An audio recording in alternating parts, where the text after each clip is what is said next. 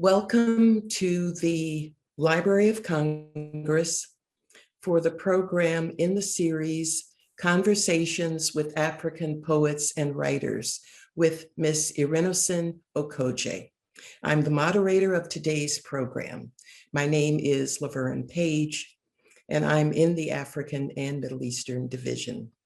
The format for today's program is that we will hear welcoming remarks from Dr. Lenisa Kitchener, Chief of the African and Middle Eastern Division, Mrs. Patricia Bain, President of the Africa Society of the National Summit on Africa, and Dr. Edward Miner, Head of the African Section of the African and Middle Eastern Division.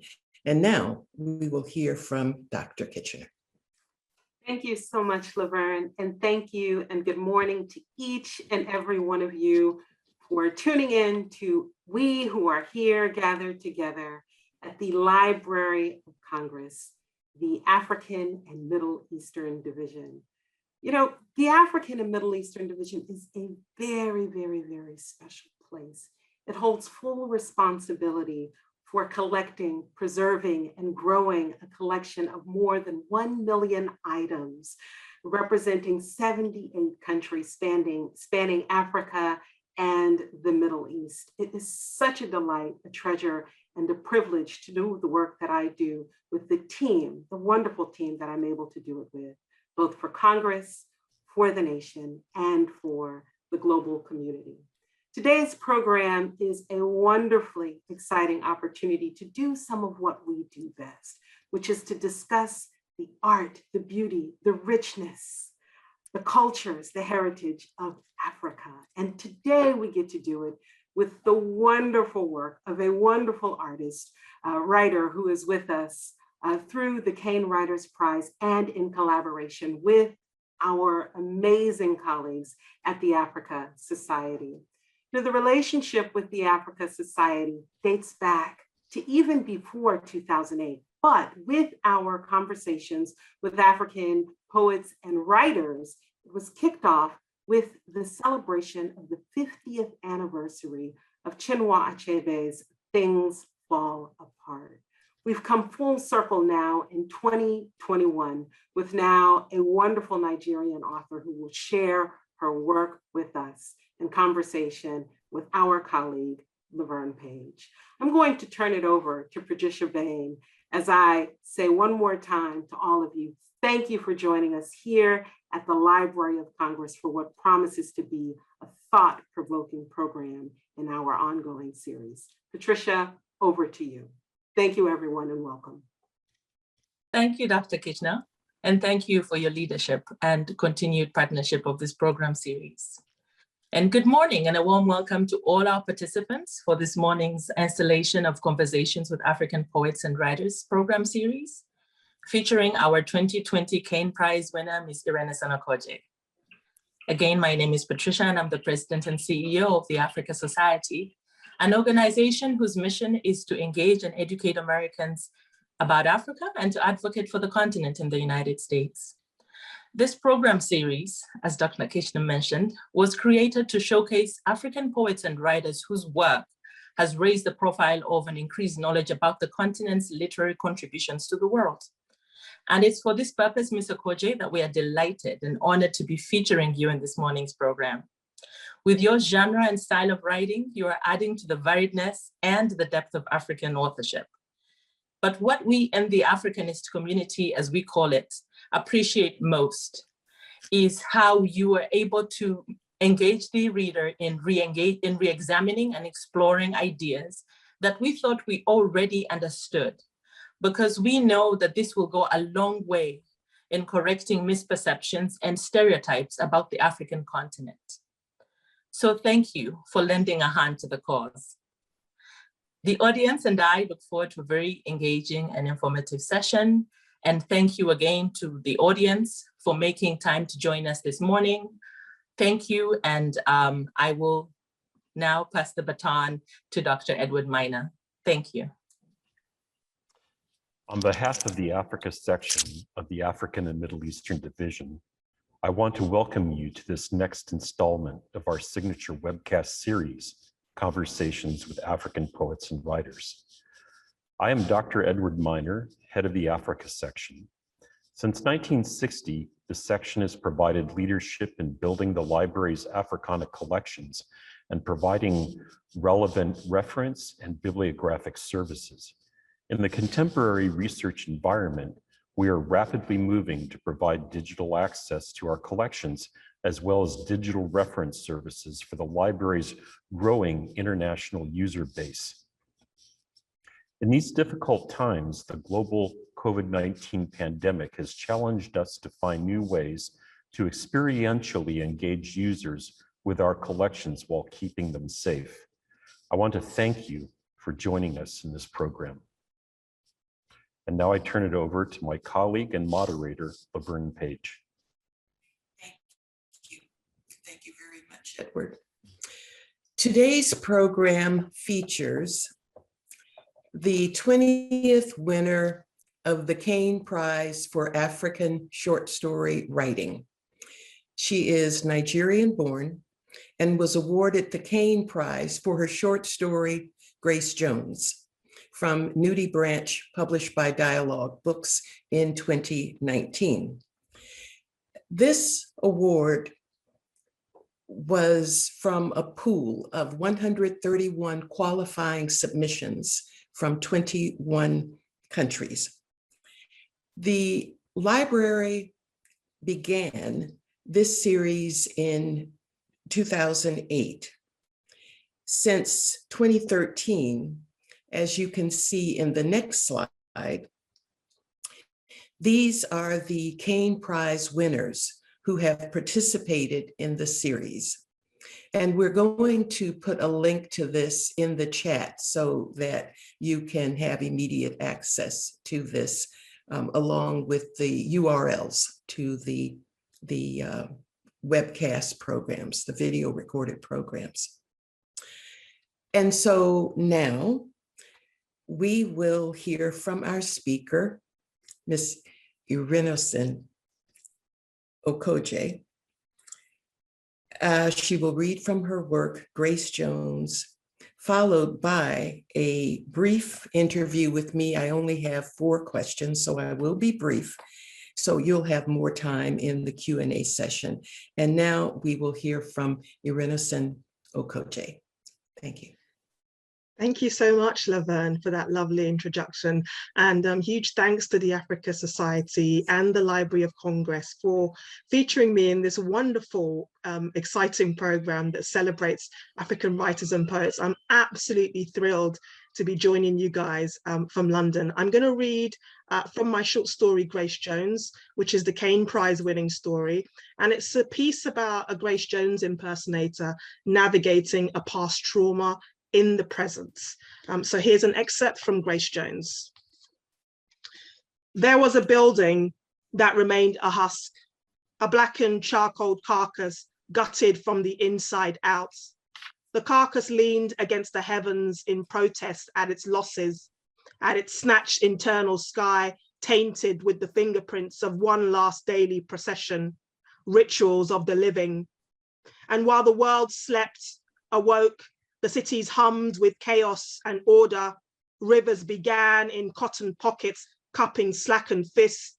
The waters undulated into lost reflections. The gods got high off the colors from the seas. The equator adjusted itself only slightly. The stars twinkled in haphazard collusion. The mountains dappled by hammertan winds that became personal directions. The building remains. An artificial guts bathed in degrees of light, lodged in the stages of a day. The building was a hollow within a carcass, within a husk, within a world, within a galaxy.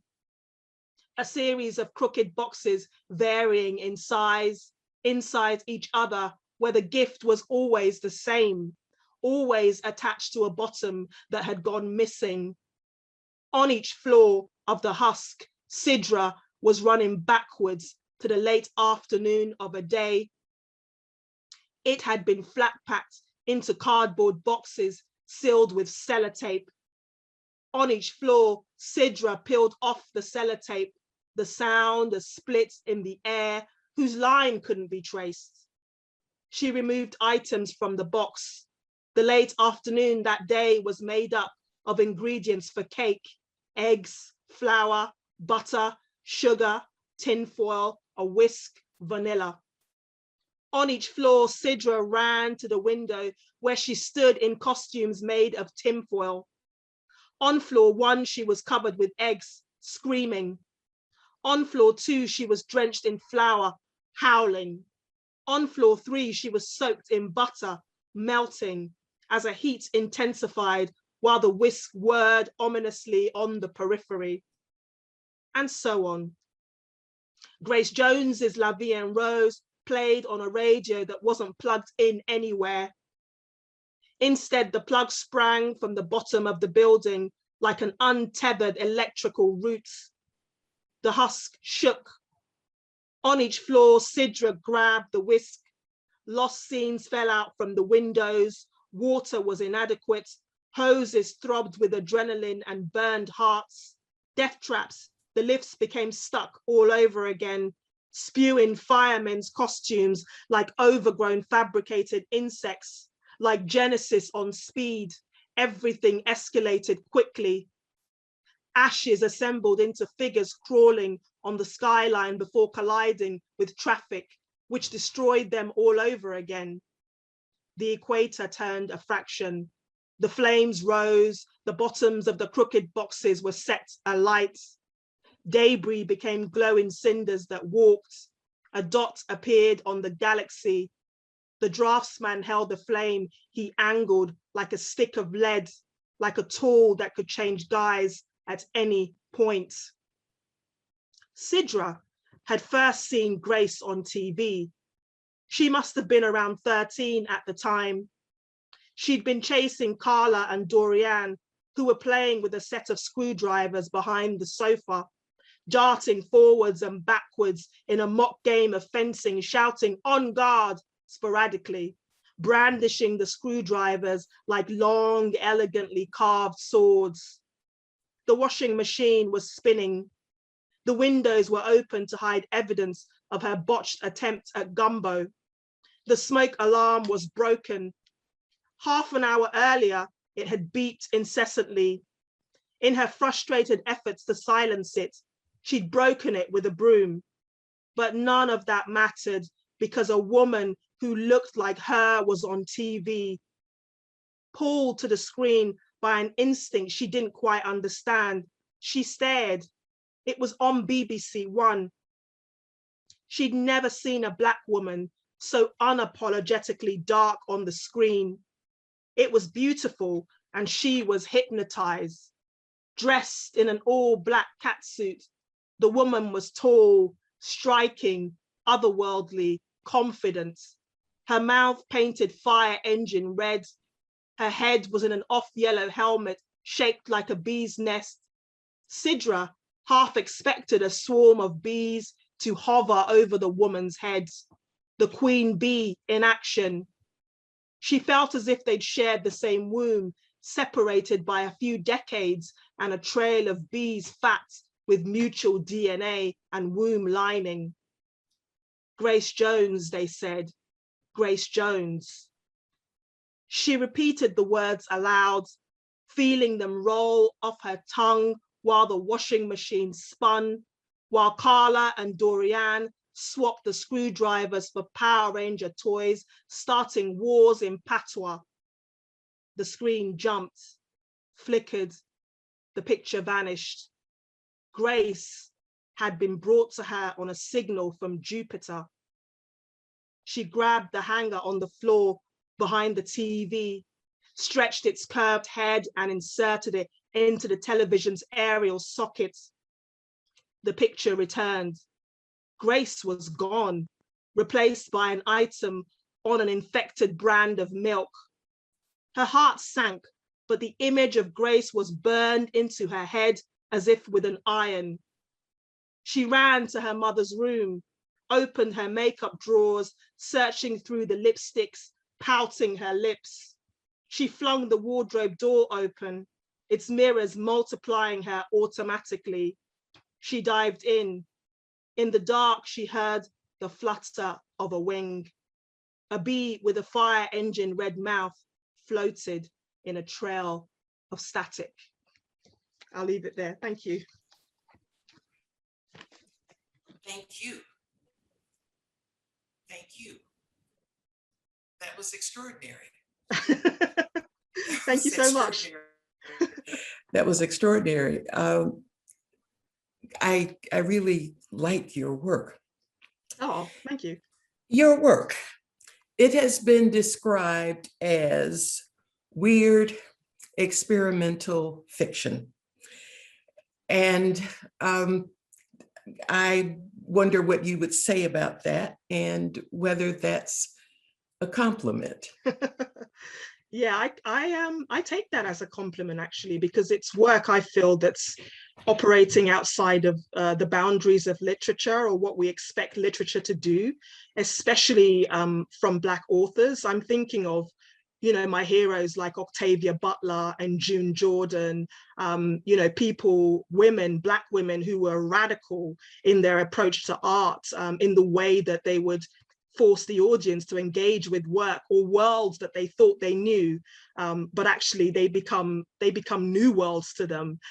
So that's something that I'm really passionate about. So the label for me, or those labels, I don't take them as a bad thing. I think it's a great thing, and it allows me to work to my strengths, actually, which is I'm really interested in creating fantastical worlds, surreal worlds that center Blackness, but also ground it in terms of the experiences that we have, the lived experiences that we have, and show new context. You know, I tend to write about Black characters in unexpected contexts. You know, I've written stories about monks navigating a bloody season, an albino man who returns back to Mozambique after the death of his mother, you know, a future where mothers adopt robot children and the consequences of that. So I'm actually transcending dimensions and genre, and I love the freedom that gives me, and I think that it just means that that space, the writing space, is much more exciting, and it just expands what people expect from Blackness and what people expect from Black writers and voices of color, because, you know, when I was growing up, I struggled to find Black writers that sort of represented my story. Actually, there weren't many Black writers published in the UK, period. So there were very few. So I was looking to both, you know, the few here in the UK and also American writers and writers from Africa and the diaspora, because I saw myself reflected, you know. So, I mean, labels, they can always change, but it's not, I don't think it's a bad thing to be called experimental and weird. I like it. Well, and you revel in it and thrive. So that's a good thing.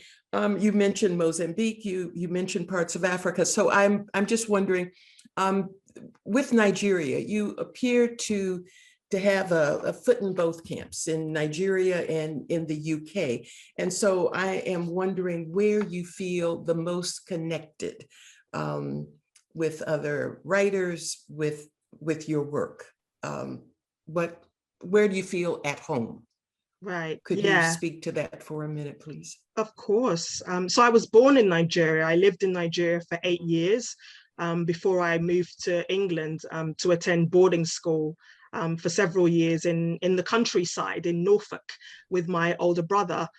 So you can imagine that was a big culture shock for a little Black girl from Nigeria. But you know, it's been interesting in terms of identity and the variation, and how that kind of, I think, is always subtly shifting and evolving. So for me, home is both Nigeria and the UK. Obviously, I've grown up in the UK, but I have strong ties to Nigeria, and I'm extremely proud of that identity. I'm extremely passionate about my African heritage and my African connection. You know, I wrote a debut novel that was about the Benin Kingdom. That's how obsessed I am with Africa. And that's how obsessed I am with that heritage, because that's where my family comes from. And I remember as a kid, my father would tell me these stories about the Benin Kingdom, the richness of it, how, the architecture was really amazing. The artifact was incredibly enriching,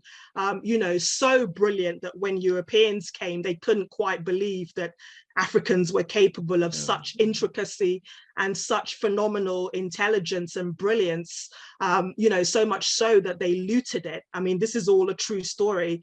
But, having been told that story as a child, it was just incredible how that sat in my body. So even in the UK growing up, I was always connecting to that African identity. I was eating Nigerian food when I would stay with my uncles during holidays. I was seeking out Nigerian writers.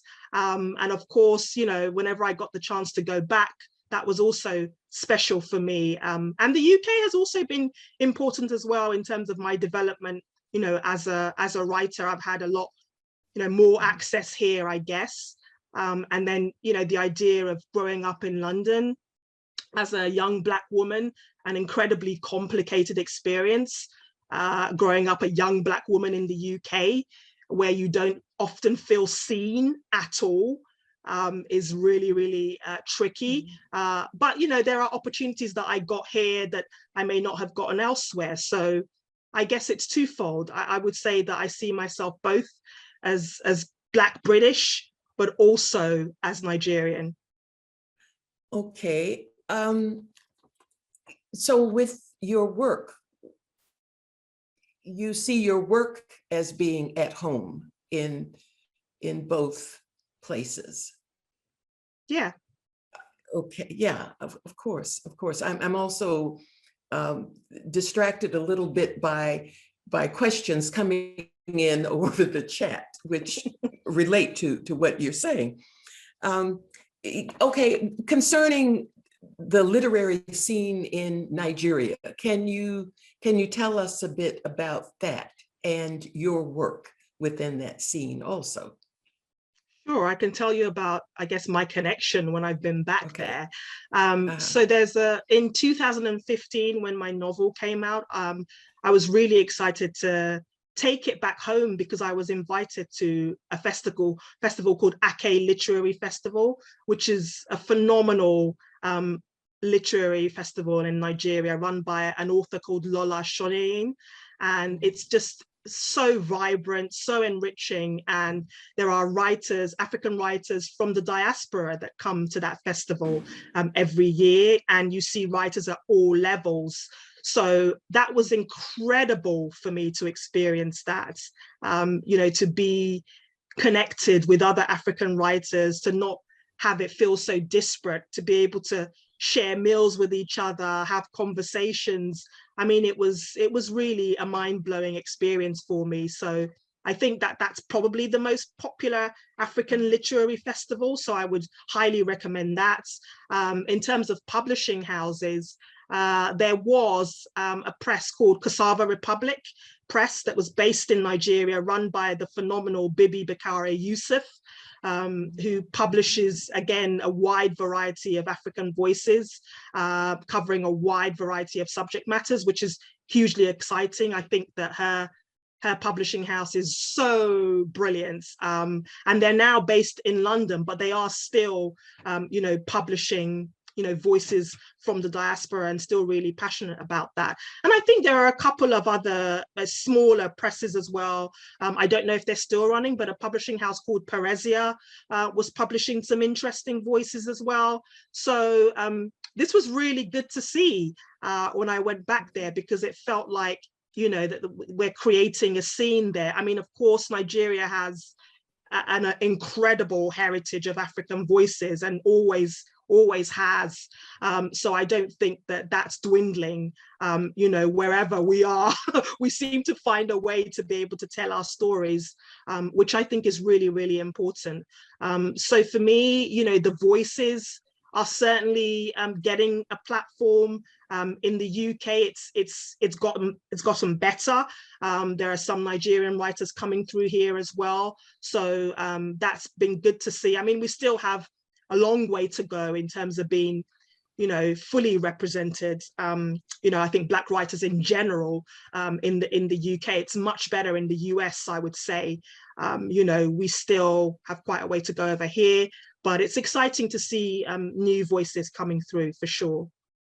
Okay, I have two things to say. One is that you're helping us to continue to build our collections by mentioning these publishing houses and the writers. And so what we now will do is just search to see and to make sure that we do acquire works from the writers that you're mentioning, and that we will look at these publishing houses. And all it helps to do is to improve our collections and build our collections. So that is good. And then since you're mentioning writers, I'm wondering which among these are your favorites? Who do you read and look forward to reading the next work that they Yeah, I mean, there's so many writers, but off the top of my head, Chinua Achebe, who was mentioned earlier, the incredible Chinua Achebe. Yeah, Things Fall Apart is one of the greatest books ever, in my humble opinion. So I love his writing. Also, the great Toni Morrison.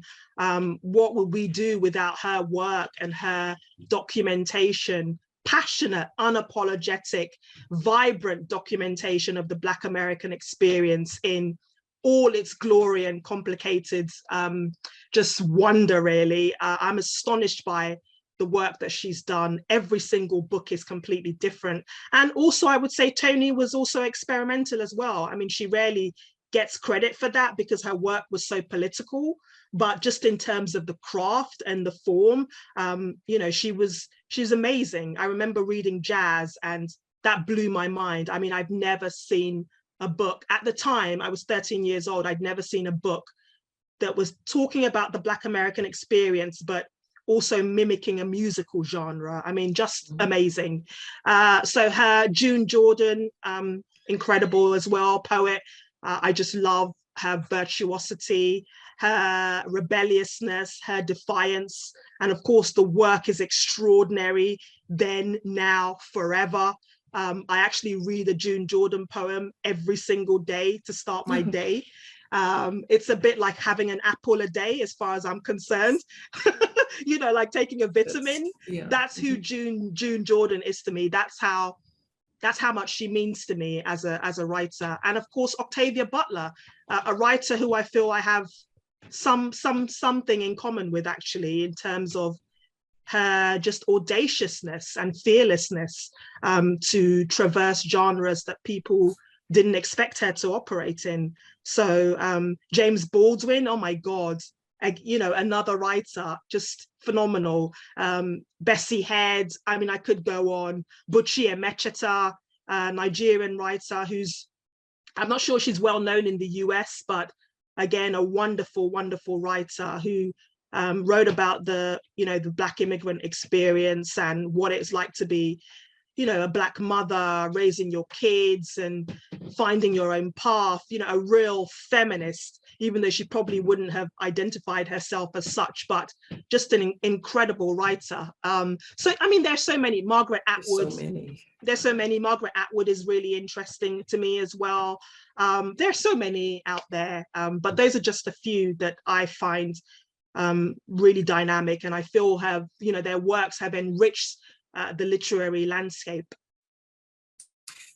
Since I know that there are others who would like to get in on this conversation, I'll ask you just one last question. It's the question that we ask at every African author event. And what we want to know is what you think is the future for African writers, both from the continent and the diaspora. What steps need to be taken to bring more recognition from the international community? So that's my last question. Wow, that's a brilliant question. Probably about 3 questions in one, I reckon. Well, of course. Yeah, I mean, I think we need more, actually, like the Kane Prize, that recognize the contributions of African writer. As far as I know, that's probably the most prestigious African literary prize. So there needs to be some prizes for longer works too, and more for short story writing. So we need prizes that recognize novels, and we need prizes that recognize the short form. I would also say that, you know, we need more of us within the publishing infrastructure, and that's just across the board. You know, we need Black publishers and agents and, you know, commissioning editors and marketing people, because what happens is immediately, you know, you get to see the variety of voices and the variety of work, and that means, you know, the diaspora as well. You know, I know that there are editors in the US that are very interested in African literary voices, you know, some of the Black editors, but we need more of them, you know, so for us to have that multiplicity. So I think that's really important. I also think that, you know, as more voices are coming through, what's really exciting is that it is traversing genre. So we're seeing, you know, African writers writing romance, writing horror, writing science fiction, writing Afrofuturism. This for me is wonderful. You know, this means that, you know, we're talking here about more than one type of narrative, which is, I think, been a problem in the past, where a particular narrative has been, certainly from African writers, has been pushed, and that's all people see African writing as being, and that's not true. So, you know, if you look at the Kane Prize shortlist from last year, it was so versatile in terms of each story being really, really different, each writer coming from a completely specific and unique perspective. So that was very exciting to see. So we just need more of that. And of course, I think we need more African literary journals. We need more magazines. We just need more platforms, more podcasts, more events, more festivals, you know, and that just makes the landscape much more exciting and diverse. And it also means that, you know, if you're a young Black girl, wherever, you know, whether it's in the US or Africa, part of Africa, and you see yourself reflected and represented, it doesn't feel like such a leap to actually want to access that world or be a part of it. You know, it's hard enough doing the work, but to gain access, that's another barrier. So we don't want to keep having these barriers for gifted Black writers. You know, we need them to be able to have the platforms that they deserve. So I think if we can continue in that vein, and if we can have allies who understand this, that's also really key, you know, not to have gatekeepers that want to limit how many can come through or control how many can come through, because that's also a problem. You know, if we're talking candidly, that's a big issue. So it's about value. It's about people valuing Black stories, and it's about it not just coming off the back of George Floyd's murder. You know, Black death has been something that's been happening for a long time, and it's tragic that that happened. But certainly in the UK, there's been lots of conversation about how they can help Black artists since George Floyd died, which is A, yes, a good thing, but B, why did it take a man dying for you to see the humanity of Blackness? So we just need the space to open up. That's how I feel about it. I mean, I could talk about this subject for 3 hours, but I won't. Okay, well, you're certainly adding to the vibrancy and the wonder of literature. And I really appreciate your taking the time to be here with us today to talk about your work and to talk about African writing. It's just very interesting. and wonderful for you to be here. And I now would like to open this conversation up to our audience. And so I will look in the chat and pull out some questions. And I want to say here that we have a service at the Library of Congress called Ask a Librarian. So after this program, if you have questions, you can continue to ask us questions about literature. Of course, if you have questions about Irenosen's work, contact her directly. I'm sure she'd love to hear from you. So let's just look and see what we should select to start the conversation going. So a question, I'm curious to know if you intentionally try to make current connections in your writings. That's the question. I'll just read another two to add to this. Where do you think you're going in your writing for the future? Okay. So let's start with those two. Good questions. Yeah, I think I'm always trying to make current connections because I'm always sort of, you know, it's that I'm fascinated by the past, which I think is hugely important. We can't forget our histories so that we can understand why we are where we are. But of course, the present is also really something that, you know, I like to capture because it's about making sense of your experience. Certainly for me, you know, I try to make sense of my lived experiences, you know, and try to explore them within these sort of strange, fantastical worlds, because it just adds, I think, more dimensions and more layers to, you know, questions that you have as a writer. For me, the writing process is a process of investigation. You know, I humbly say that I never actually go to the page knowing exactly what I'm going to do. I might have a rough idea of what I want to explore. You know, for example, I might want to explore, you know, what a young woman going through loss is experiencing, and what does that look like, and how does that manifest, and what does she do to survive it. So that process is really interesting to me.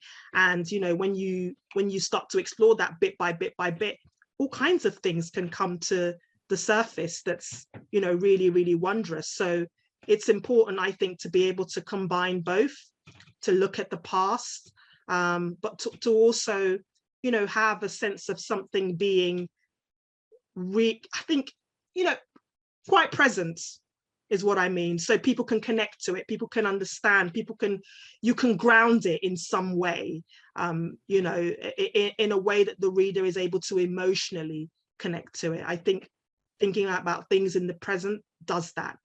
Mm-hmm. Okay. Let's look at a few more questions. Your writing has been described as imaginative and unconventional. Where do you get inspiration? And what advice do you have for a college student that would like to be a writer? That's where do I get inspiration? Yeah, I think the first thing is to be a voracious reader. Most writers start off as readers, you know, people who are just passionate about literature and consuming as much of it as possible, you know. And I was that kid that would take out 10 books on a library card, and I would max out the library card. You know, I was so blown away by books and the worlds that it gave me access to, and what it did for my imagination. And as somebody who's very, very curious, it just felt like a natural step to actually want to start writing myself. So I was, you know, I've always written really since I was maybe 8, 9. When I moved to the UK, I kept diaries at boarding school to make sense of the experience I was going through.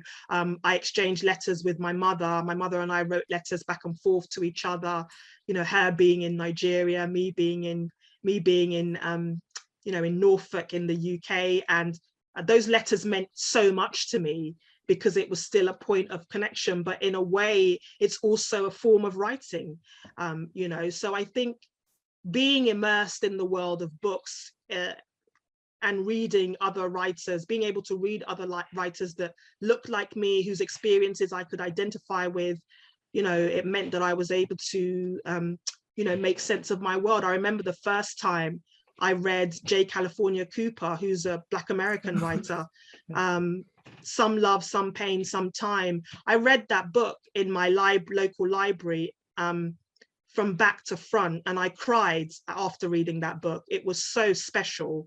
And I think her writing is so special, that ability to capture the everyday experiences of Black people in a way that was so complicated and beautiful and tender, you know, just tender. It really moved me. So I think, you know, being able to have access to these worlds gave me a lot. I benefited a lot from it. So that's how I got the confidence. And there are questions in the chat concerning your youth and books that you remember from your youth, specific titles. When you mention your mother and her letters, I'm wondering, does your mother have your type of imagination also? Is there something there that's genetic? So my mother's very different. So this is combining. Oh, yeah. She is. Yeah, no, she's wonderful. Also a very curious woman who loves to learn and loves to grow and absorb from the world. And my mother actually, I think, worked for a newspaper in her youth. So she wrote too, and she kept diaries as well. But I think her writing style was very, very different to mine. Probably much more sort of social realism. But again, it might be due to the sort of books that she had access to. So, you know, it's different. Maybe if she was reading the stuff that I'd been reading, she might have formed a different kind of imagination. But yeah, we're very different, but we both love literature. So it's something that we share and connect on. I'm just wondering, do you recall any of the books that she had access to in Nigeria? Yeah, I'd have to offhand. Yeah, I'd have to ask her, but I mean, I know that she equally loved Achebe as well. She loved his writings. I'm sure that there are, you know, other women writers that she liked that I probably am not aware of, but she definitely really loved Buchi Emecheta. You know, who we talked about, and we exchanged books on her. So she was an author that we had conversations about. But my mother is very, you know, she's very curious about the experiences of women and, you know, Black women in particular. So we were able to sort of have conversations around that, particularly through the work of Buchi Emecheta. Okay.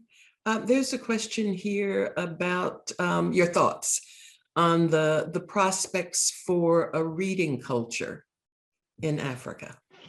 Yeah, I'm hopeful about that because, I mean, like I said, I think Africa has such a rich, you know, history and culture, and it's varied from country to country, that actually we need to have these stories told. We need, you know, we need the next generation to be imbued with the excitement for these ancestral lands and what they mean to us. And I just think that, especially being Nigerian and coming from that culture where writers are important, particularly internationally, I think they have that sort of global platform. I'm hoping that hopefully that will filter, you know, into other countries. It's really important that we have other writers from other African nations be celebrated as well. I mean, I know that the Kane Prize has also been won by other writers from Africa, and that's fantastic. You know, we need those voices. So I'm hopeful. All the Africans I know are big readers. So okay. that's my experience. You know, I'm sure somebody else might have a different experience, but they're big readers, they're big on education, they're highly intellectual, they're cerebral. So, you know, they're interested in having their experiences told in ways that are illuminating, exciting, and expansive, which Africa does have. You know, it's an incredible place, but it needs to have, I think, that aspect of it portrayed more. unfortunately in the West, you know, what we see on Africa depicted on the television and is the negative side. But there are amazing things in Africa that and incredible histories that still need to be told. And an incredible cultures Absolutely. that we learn about through writings, through poetry, which leads me to wonder if you have explored other genres, if you have written poetry, if you've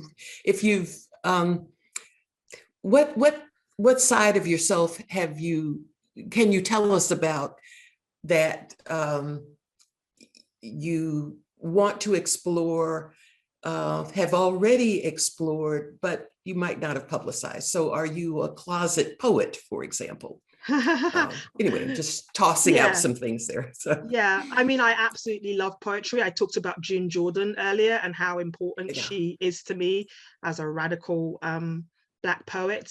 And ever since I started reading June, I've been writing poetry actually. So I write maybe about 8 or 9 poems a day, sort of strange little prose poems that keep me connected to writing, keep me tethered to writing. Even if I'm not working on a longer project like a book, I'm always writing poems.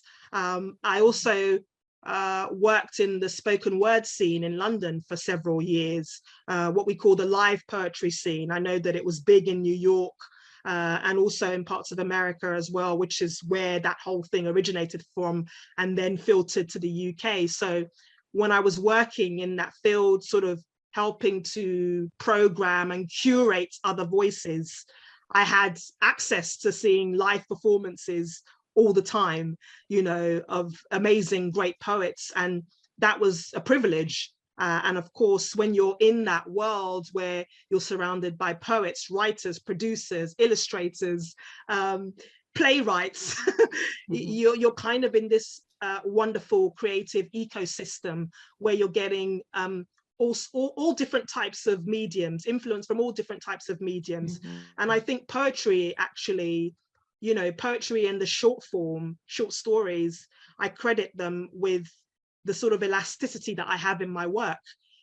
Because when I, you know, what you can do with poetry in its condensed form is extraordinary, you know, what they're able to do. So reading poetry, learning from it, taught me to be fearless about language. It was through poetry that I was able to come to the page and interrogate language in ways that are surprising, exciting, dynamic, and unusual. That was through poetry, you know, wanting to, I guess, in a way, interrogate language and see how I can stretch it, where I can take it, what kind of unusual imagery I can create, you know, how I can surprise the reader, how I can create context that throw them off guard. That's all about language. You know, that term that Toni Morrison has, we do language. That's how I feel. You know, that's how I feel about it. And you're discussing the poetry and the energy and vibrancy reminds me of something. The Library of Congress has a National Book Festival annually in the fall. And there is this poetry segment that is so amazing. The sessions I've seen have been mainly with youth. And it's just an extraordinary activity. And it's just wonderful to be there. And again, it's the energy and the thought and the participation that I just find, you know, very, very exciting. And I'm glad that the library provides that platform for all types of writers. But with the youth and the poetry, I find that especially engaging. I think there's time for one last question.